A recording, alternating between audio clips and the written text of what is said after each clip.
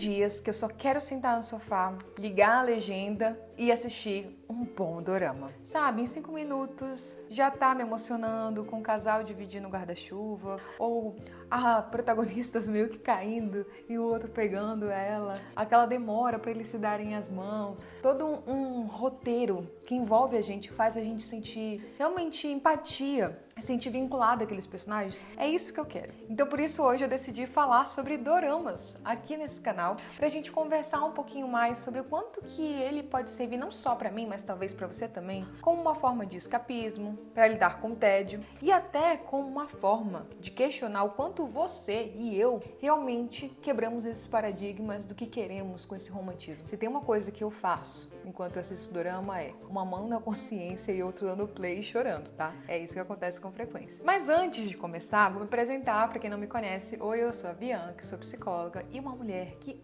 ama dorama. Já tá há uns 3, 4 anos aí imersa nesse mundo e eu já tô indo pra aquelas, assim, doramas muito questionáveis, sabe? Que eu tenho vergonha de falar e não falarei.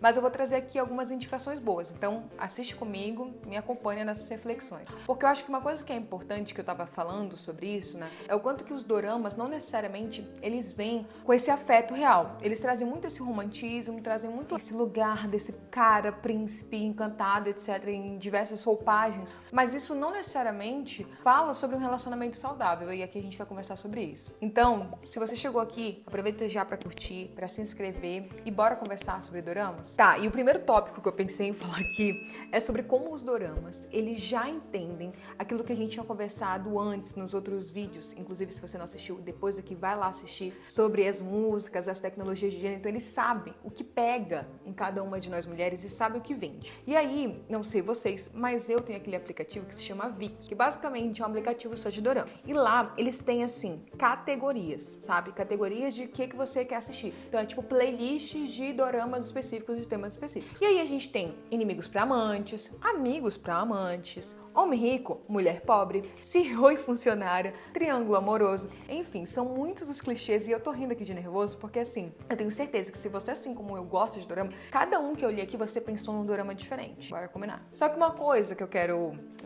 tentar vocês é que pra além de organizar a nossa mente, que existem nichos dentro de dorama, porque todo mundo acha que dorama é tudo igual, tá? Até porque esses daqui que eu falei são só de romance. Dorama, de modo geral, tem vários outros. A gente vai chegar lá. Mas enfim, esses aqui de romance, eu acho que o que eles fazem bastante é que eles entregam uma hierarquia. E aqui eu não tô falando só sobre uma hierarquia financeira, de poder financeiro em si. O que já é bastante gritante, vamos combinar. Principalmente nesses doramas assim que a gente vê Sorriso Real, a secretária Kim, enfim, vários desses que tem lá o CEO muito rico que vai se apaixonar por uma funcionária, classe C. E que assim, até a classe C deles já são super chiques e ricos. Não sei se vocês já viram essas problemáticas também que fazem vídeos sobre isso, né? Mostrando, tipo, nossa, essa é a mulher pobre da realidade coreana, o que não é a verdade, né? Mas eles romantizam ali de tal forma. Mas o que eu quero falar aqui é que para além dessas hierarquias que se colocam de diversas formas, né? Sejam de financeiras, esse poder financeiro, esse poder físico também, a gente vê aqui o poder que é dado para esse tal amor que é vendido ao longo desses 16 episódios. Você já parou para refletir o que tá por trás de uma OST fofa, de um guarda-chuva compartilhado, de um beijo no 8º episódio? O que tá sendo vendido, o que tá sendo oferecido, dito como ideal ao longo desses doramas? Principalmente nesses mais voltados pro romance que a gente tá falando. Que comportamentos são esperados sobre nós? O que a gente deve esperar de um parceiro? O que um relacionamento vai resolver nas nossas vidas? É isso que a gente tem que ficar muito atento quando a gente tá assistindo essas produções. E por que eu decidi falar sobre isso? De acordo com um dado aqui, 60% dos usuários da Netflix no mundo inteiro já assistiram dorama nos últimos anos. Gente, isso assim, mais da metade. E a gente precisa entender que eu acredito que grande parte das pessoas que assistem dorama, que é muito fã de dorama, não vai pra Netflix. Normalmente é uma porta de entrada, né? Quem assiste mesmo, ainda mais lá na Ásia, que são os maiores consumidores, eles assistem aplicativos em plataformas específicas, como eu falei da Viki. Então a gente começar a falar sobre Netflix, a gente tá falando de mainstream, ou seja, um público massa total, que de alguma maneira 60% já assistiu pelo menos um. E aí a gente tem que entender que a construção de doramas, o boom de doramas, cara,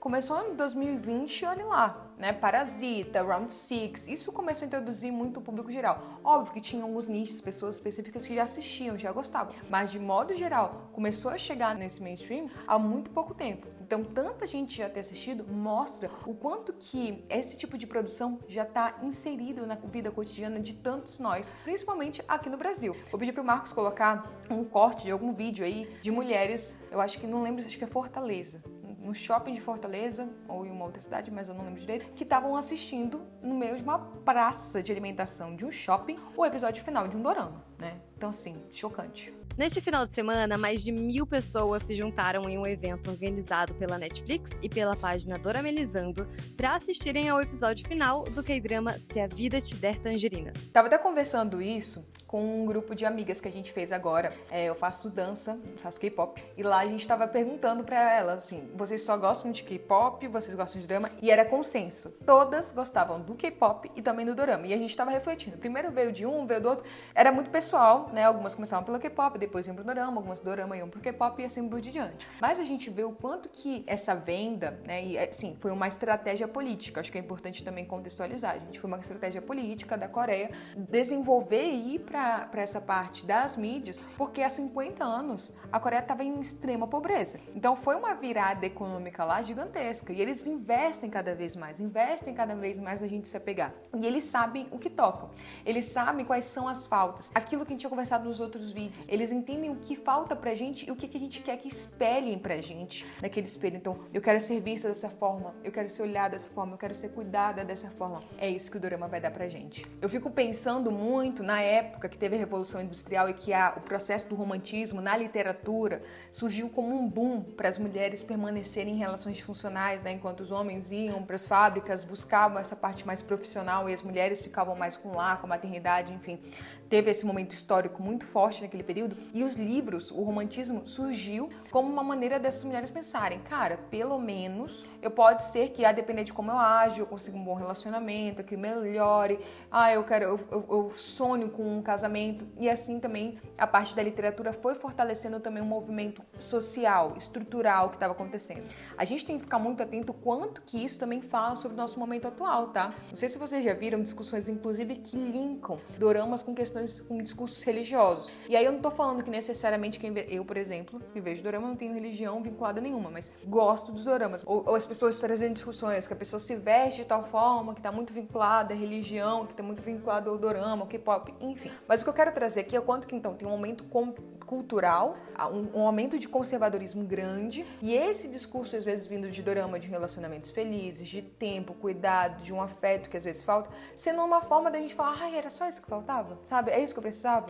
E a gente ficar, de novo, com a consciência ali, enquanto a gente tá assistindo, para que a gente não romantize, de tal forma que coloque mulheres em perigo. A gente viu por aí, não sei se vocês viram nas redes sociais, grandes discussões sobre isso. Por exemplo, muitas mulheres brasileiras indo até a Coreia, sem saber falar coreano, sem rede de apoio nenhuma, com a promessa de que vão se casar com um coreano, que nunca viram na vida. E às vezes não tendo recursos de conseguir voltar pro Brasil e se sentindo ali dependentes, nas redes sociais pedindo ajuda para isso. Então a gente tem que ficar muito atento, de novo, com esses discursos que estão sendo vendidos, com o que a gente está caindo e se alimentando e nutrindo esperanças, emocionalidades nossas. E aí volta a dizer, gente, eu sou uma pessoa que consome os doramas mais legais de todos que eu vou indicar pra vocês, mas também os mais duvidosos. Tipo assim, quem assiste dorama e sabe o que eu tô falando aqui, por exemplo, Boys Over Flowers, que é Meninos Antes de Flores. Quem já viu Playful Kiss sabe o que eu tô querendo falar. Quem já assistiu Neverless sabe o que eu estou tentando dizer aqui. Então, já assisti esses bem problemáticos. E eu também suspirei naquele momento de, ai, olha como ele tá sendo um querido, um fofo, depois de ter dado, sei lá, uma pratada de comida na cara da outra menina. Mas, ai, agora ele tá conquistando ela.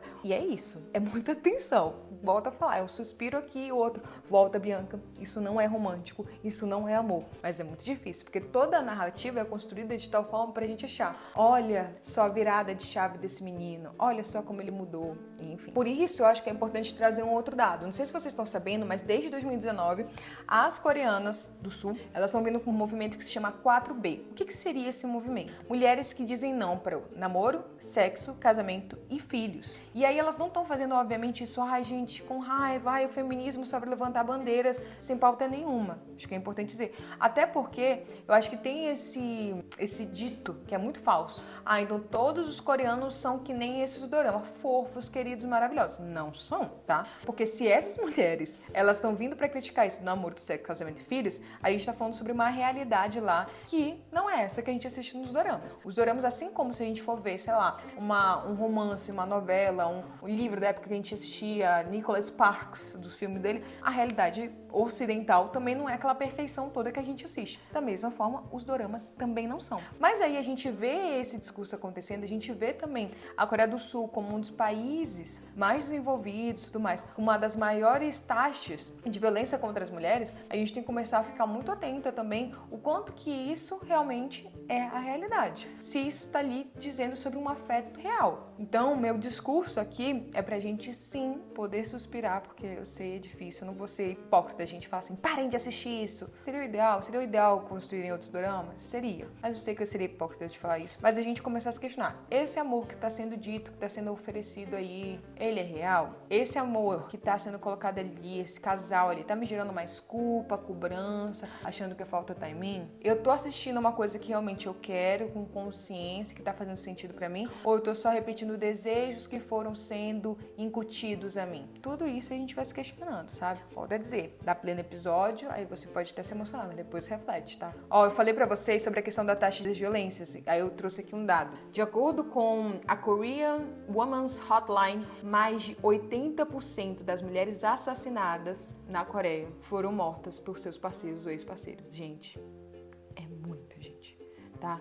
Então, é aquilo que eu falei, é uma das maiores taxas de feminicídio dos países e a gente tem que ficar atenta sobre isso. Porque a gente tá falando sobre violência aqui, mas a gente também tem que entender o quanto que, para além disso, toda essa realidade da Ásia carrega uma questão de pressão estética tenebrosa. Quem já assistiu doramas como, por exemplo, A Beleza Verdadeira, vê isso ali, tá? Questão de violência digital, em vários doramas que a gente vê de bullying também, isso também tá acontecendo. Além de um silenciamento, de um adoecimento muito grande que eles também estão começando a abordar até nos próprios doramas sobre a questão de saúde mental. Então, essa realidade romântica fofa existe, não tô falando que não existe. Tem os fofos, tem os queridos lá, mas como tem em todos os outros lugares. Da mesma forma que a gente também não vai estereotipar e vai vir com um discurso de tipo, agora eu quero me casar com um coreano porque assim eu vou ver o meu romance perfeito. Não é assim. Eu também não tô falando. Abandonar a missão, vocês não vão encontrar romance desse jeito, tá? Mas volto a dizer sempre atenção. Porque pode ser entretenimento, mas isso também tá ensinando algo pra gente, tá reforçando algumas emoções da gente e também tá despertando desejos que às vezes a gente tinha até se desvinculado. Bom, como eu falei pra vocês, tem uns doramas aqui que não tem como defender, né?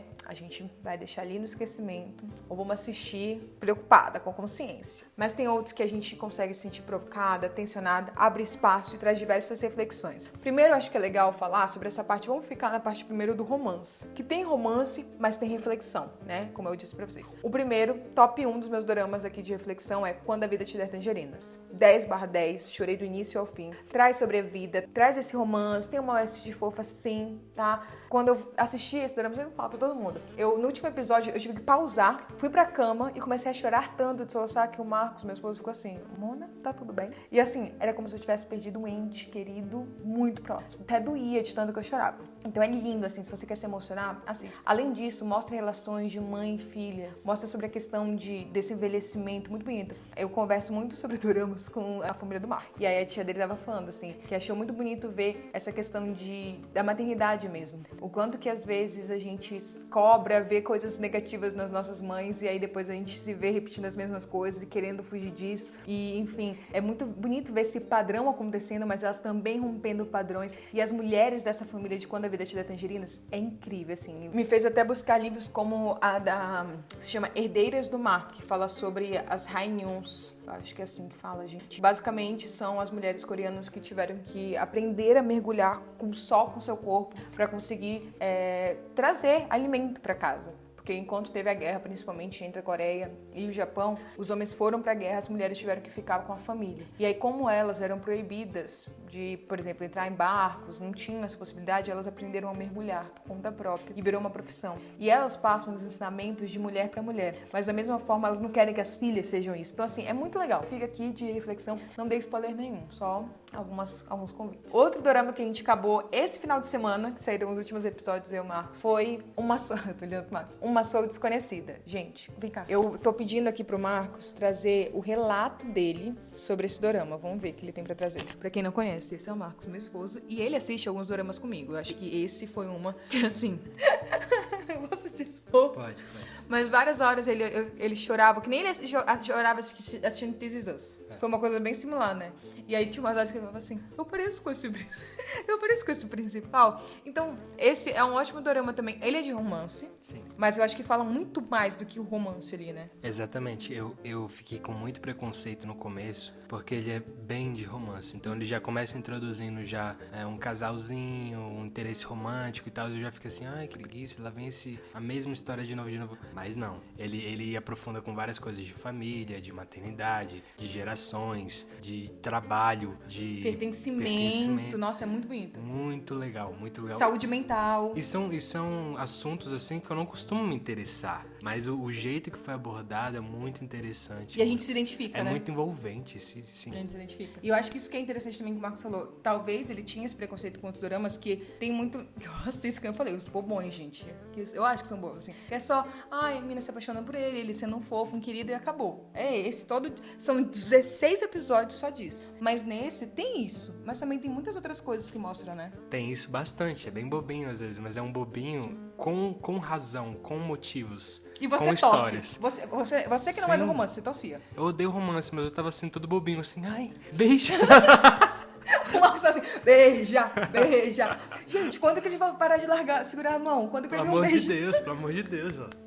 Vambora. Perfeito. E aqui que você já tá aqui, eu vou te aproveitar pra gente falar de outros 3 doramas que eu acho que falam bastante de uma outra perspectiva que não é mais desse romance. E que, acho que eu vou falar 4, mas que te chamam, que você assistiu comigo e foram muito bons. 2 falando principalmente por uma questão de luto, morte, que a gente teve Light Shop. Você lembra aquele das luzes? Lembro. Muito lindo. Esse é sinistro. Esse da Disney Plus. E o outro que é The Death's Game, Jogo da Morte, que tá na Amazon.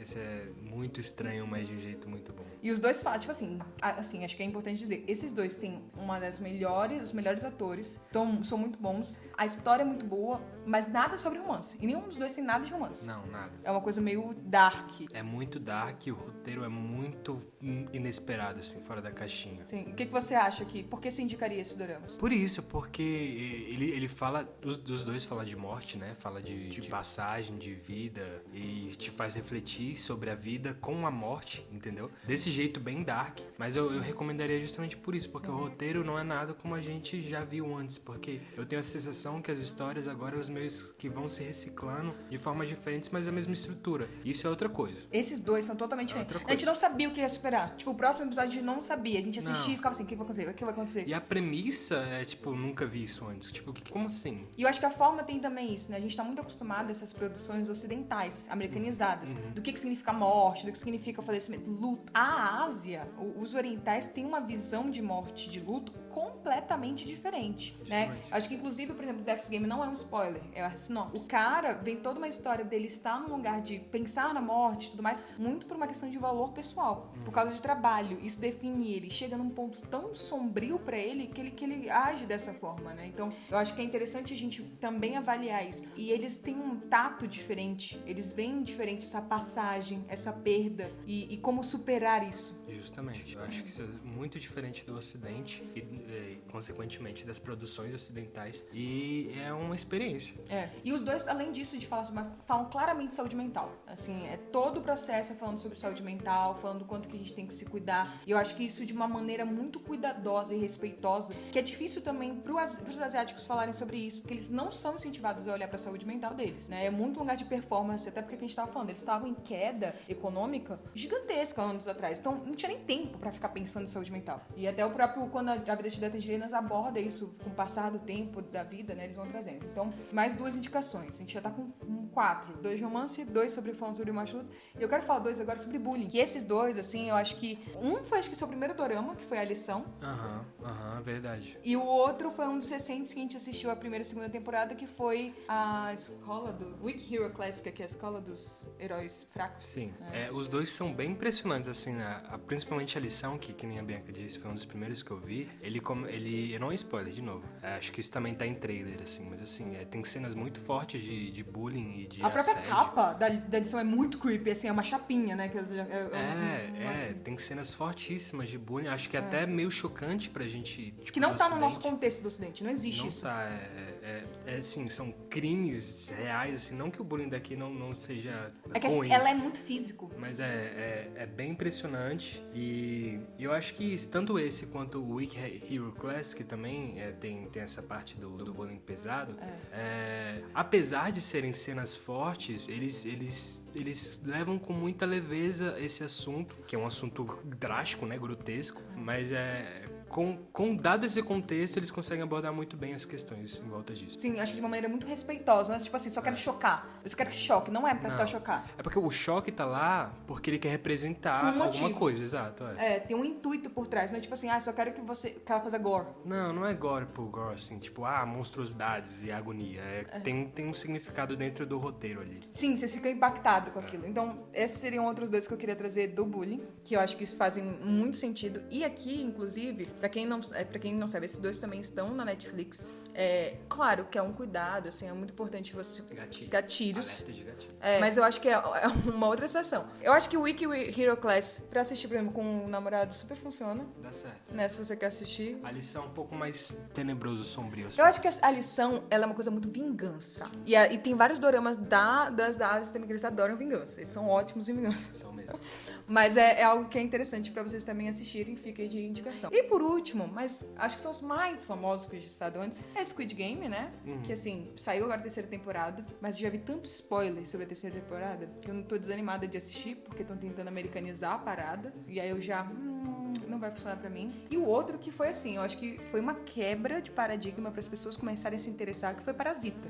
E aí vale a gente falar, isso também é dorama, gente. Tudo isso que a gente falou é dorama. Acho que tem um preconceito muito grande com o dorama, que é só romance, que é bobeirinha. E não é isso. Da mesma forma como qualquer produção midiática, tem alguns que você vai olhar e falar assim, isso foi problemático. Como eu falei, Neverless, como eu falei, Boys Over Flowers, mas também tem outros que são incríveis, assim, que eu indicaria facilmente pra todo mundo assistir com as suas ressalvas de gatilho. Justo. Hoje em dia eu ainda digo que dorama não é muito a minha vibe, mas justamente é um espectro gigante, tem várias coisas ali que eu me identifiquei muito, que eu gostei muito. Mas não é a vibe dele, porque ele não gosta de episódio longo. E dorama necessariamente tem episódio longo. Tem muito disso também, né? Tem isso também, com certeza. Muito obrigada, Marcos, pela sua participação.